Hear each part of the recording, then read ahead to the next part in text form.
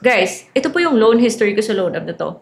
8, 7, 6, 3. Nag-i-increase siya kung good payer ka every time matatapos mo yung loan mo. Yung mga loan ko yan, agad ko naman siyang natatanggap sa loob ng 5 minutes. So, yung latest yung offer sa akin is 10,000 pesos.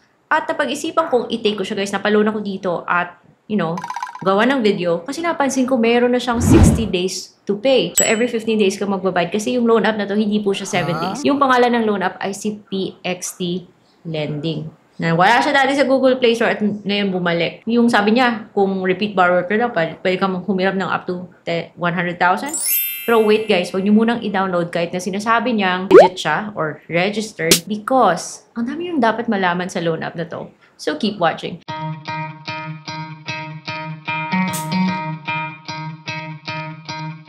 Hello everyone! Welcome back to my channel. It's Ate Red here at meron tayong follow-up video sa kay PXT. This video is not sponsored. It's based on my personal experience at just because na sinusubaybayan ko yung isang video, it doesn't mean na love ko na siya ha.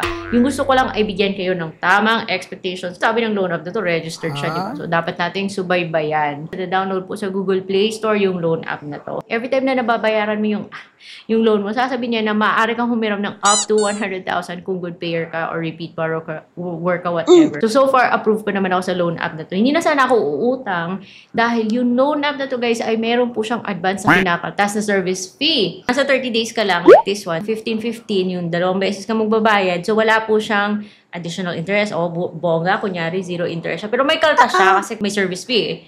Now, kung doon naman sa 45 days, may kaltas na siya, may babayaran ka pang interest. O, diba? Hindi maganda yan. Ngayon, na nasa 60 days, ganun din. So, pag wala lang siyang interest na i-add, service fee lang kapag nasa 30 days, pero may interest at service fee kapag mataas yung term. So, napaloan ako dito sa 10,000 yung pinapakita, guys. Dahil sabi ko, akala ko kasi bababa yung interest. Unlike other loan apps na sinasabing magsasabit ka ng additional documentation kung gusto mo tataas yung credit limit mo, yung loan app na to, tip lang yan. Mga tips ng kung paano mapataas yung credit limit mo, which means kailangan good payer ka lang at it's better to follow your due date na lang. So, na-notice ko na every time natatapos yung loan, kung tumataas siya.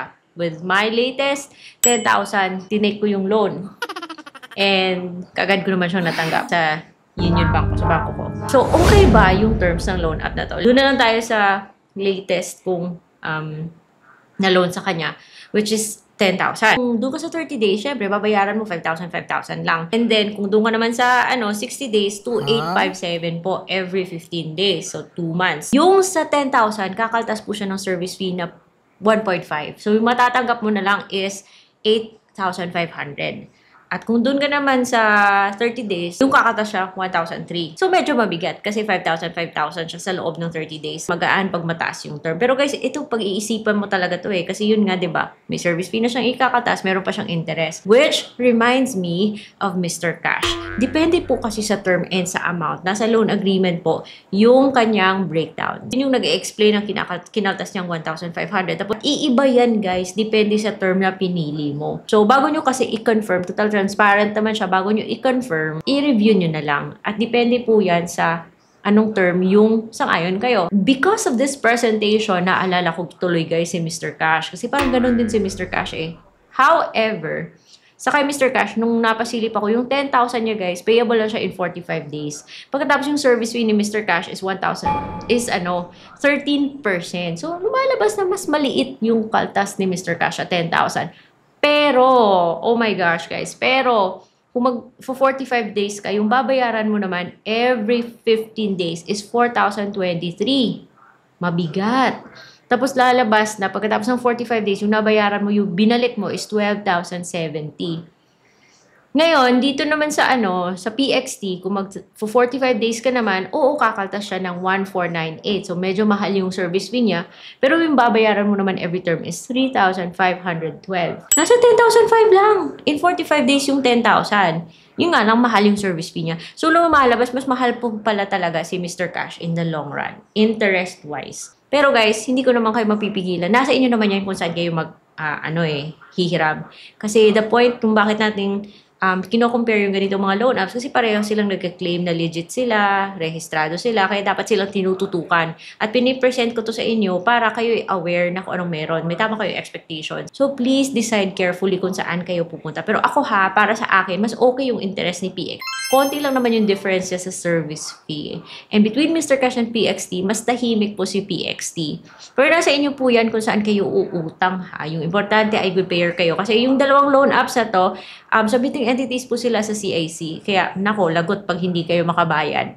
So, wala po akong pinapanigan sa dalawang to. Yung sa akin is, information lang po. Hindi po ibig sabihin ito na just because inuutangan ko ng pabalik-balik itong si PXT tsaka si Mr. Cash, love ko sila or anuman. Don't care kung anong sinasabi ng iba na nagpo-promote sa loan apps na to. Yung akin lang naman kasi is bigyan ko kayo ng information. Kung ako lang ang masusunod mas pipiliin ko dito si PXT. Yun nga lang, kay Mr. Cash, nasa mataas na loan amount na ako. So guys, gusto ko lang silang i-compare kasi nung nag-loan ako dito kay PXT, kaagad kong naalala si Mr. Cash. Nung nag-apply ako kay PXT, humingi po siya ng Messenger or Facebook link.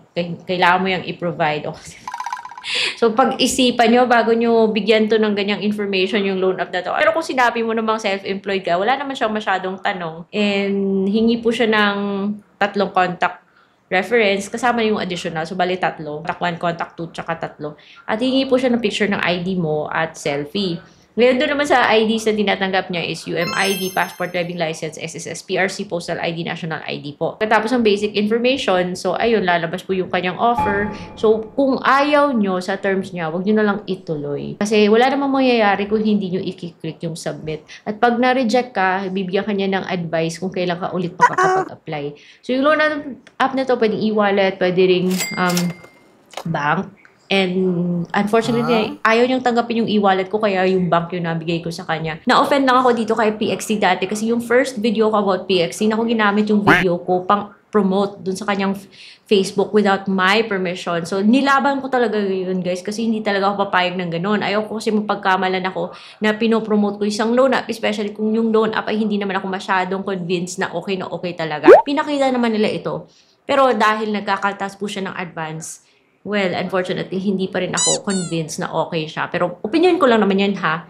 Nasa inyo naman yan kung lalapit kayo dito o hindi. But anyways guys, bago kayo mapadpad dito kay PXT, maybe siguro check the loan apps that are on this playlist kasi mas maganda po yung terms sila kaysa dito, mas mababa yung interest, at usually buo po yung natatanggap na loan, which is okay na okay, di ba? Pero again, uulitin ko, mauumay kayo, nasa inyo po yan. Kung uutang kayo dito o hindi, yung importante is, you know what to expect. So yun lang guys for today's video. I hope meron kayo natutunan. Kung meron kayong gustong pasilip ng mga loan apps, let me know. And I'll see you on my next vlog.